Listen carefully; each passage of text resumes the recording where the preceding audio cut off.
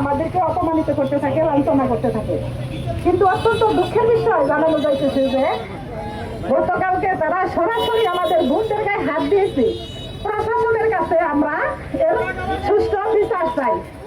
আমরা বাংলাদেশকে গ্রেফতার করে আইনের আওতায় আনুন, না হয় যদি বাংলাদেশে এই টোটালগুলো কোনো দুর্ঘটনা করে পুরো দায়িত্ব কিন্তু আপনাদেরকে নিতে হবে। আসুন আমরা সকলে মিলে গোপালপুরে যে গণজোয়ার সৃষ্টি হয়েছে, আজকে রূপসা থেকে পাথরিয়া, টেকনাফ থেকে তেতুলিয়া, পুরো বাংলাদেশ রাষ্ট্র থেকে নিয়ে সচিবালয় পর্যন্ত শুধু একটি আওয়াজ উঠেছে, সেটা হলো সব দল থেকে এবং জামাত ইসলামী বাংলাদেশ। আগামী দিনে আমরা আলকোহলের বাংলাদেশ